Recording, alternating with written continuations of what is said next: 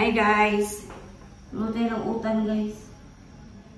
Ulam natin for today's video, utan. Luto tayo ng gulay guys, gulay. Paborito kong kalabasa na may gata.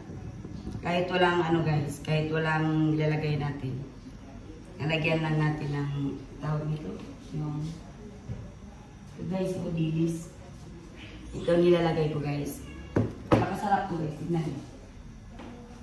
Tsaka, prito din tayo ng manok natin na marinate na natin yung manok natin guys. Kaya, gigisa muna natin yung, ano natin, mga sangkap.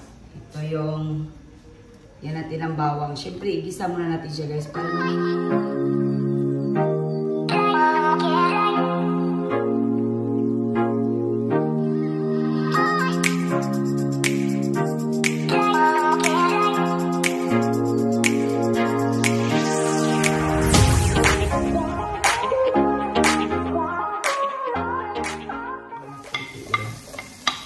wala pang ilalagay natin yung ano, sahog, kaya igisa mo.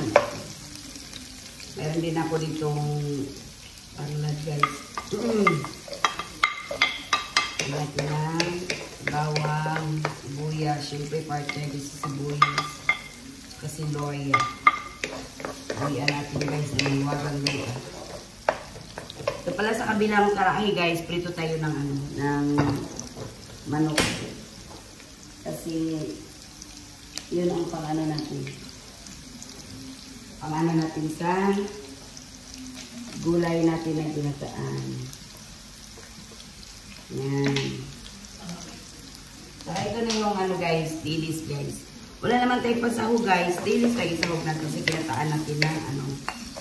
Isa lang natin siya guys para ano. Hindi ba ano siya halata. Yan. Siyempre guys, kinakailangan natin siyang lagyan natin siya ng ano, tanglad. Ito yung tanglad natin guys. Yan. Siyempre guys, hindi naman mabuo kung ginataan ng kalabasa. Di ba ginataan ng kalabasa? So ilagay na natin yung kalabasa natin. Yan. Ilagay na natin yung siya. Saka natin lagyan ng pangkalasa.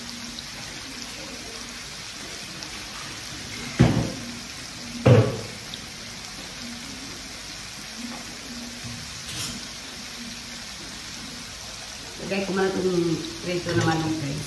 Okay, so, papalambutin muna natin yung ano natin, kalabasa. Saka natin ilagay yung iba natin gulay. Ilagay muna ako ng manok dito guys kasi yung oil ko na ano.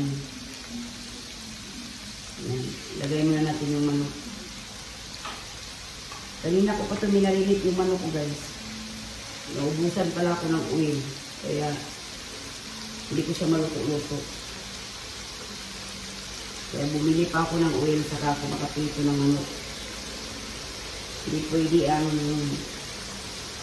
manok pag prito pag walang oil, pag kunti lang. Yan. Lahat na natin ito ilagay guys kasi para magkasya naman ito. Malaki naman yung kawain natin.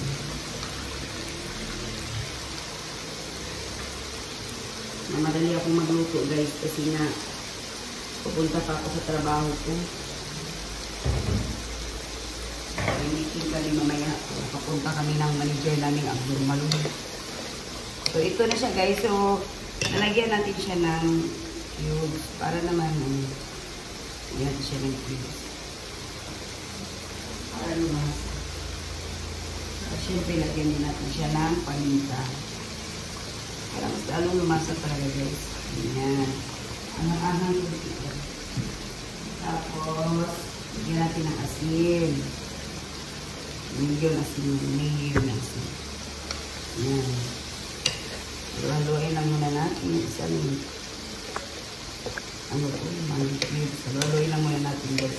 Huwag natin yung lagyan ng tubig kasi ang gata namin dito guys, nasa kanin.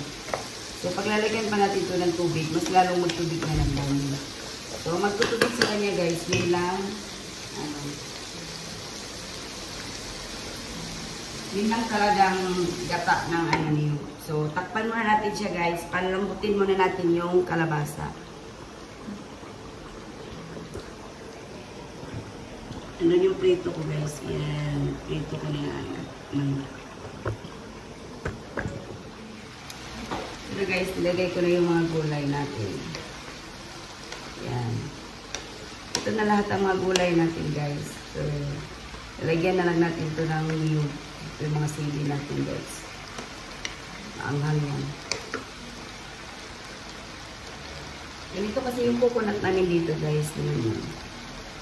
Wala kasi kami coconut na katulad sa atin sa Pinas na ganito yung coconut namin.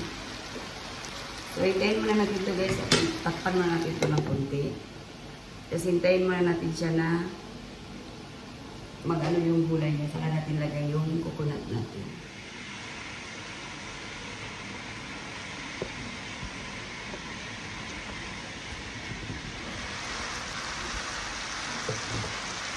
Pakalapas ang hangin natin ngayon guys. So, ito na siya guys. So, ngayon, kasi nag-ano na yung gulay natin, parang hindi na siya matigas. So, lalagyan na natin siya ng coconut. So, ito na yung coconut natin guys.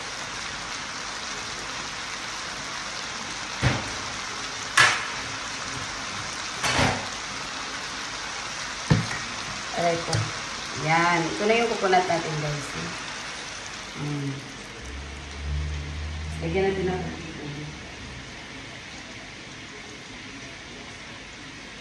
yan. Hindi natin damihan guys kasi ano yan siya yung tutupig na yan diba? So, yan tama na yan sa niya. Tapos papakuluin natin ulit siya guys. Diba? O, ang sarap guys. Tingnan nyo. Pakasarap niya. Ang nilagay ko lang dito guys, ito lang dilis. Kasi wala nga tayong pagsahog. Ayoko maglagay ng manok. Kasi pag ganito gulay, gusto ko lang gulay lang. Diba guys? So, pakuluin muna natin guys, saka natin titikman. Kasi hintayin natin lumambot yung kalabasa natin. Ito naman yung manok natin guys. Tingnan nyo. Hindi pa talaga siya naluto. Hindi pa dinipit. Kasi palagi mo lang siyang ginaganyan guys. Babalik-balik-talin mo lang yung manok para yung kabilang side naman maluto din. Ganyan ako matutrito ng manok guys. Ayoko na steady lang na hanggang mag-crispy. Ayoko yun. Babalik-talin ko yun siya. Hanggang yung kabilang side maluto yun. Tapos yun. Mabilis na lang maluto. Kasi luto yung kabilang side, diba? Yummy ng manok guys. So, kain muna natin ito sila guys, okay? So ito guys, paanoin muna natin yung kalabasa natin. Kasi parang kalabasa natin matigas-tigas pa, diba? Okay. So, abangan nyo na lang guys. So ito na kalabasan guys. Kakain na tayo. Kain na din kayo guys. Kung saan man kayo nasulok ng mundo. Numilisik yung manok guys. Ito na guys. So, maluluto na siya. Kakain na tayo. Parang maanghang-anghang siya guys kasi yung sili na pisa ko. Pero okay lang din, diba? Masarap guys. Oh.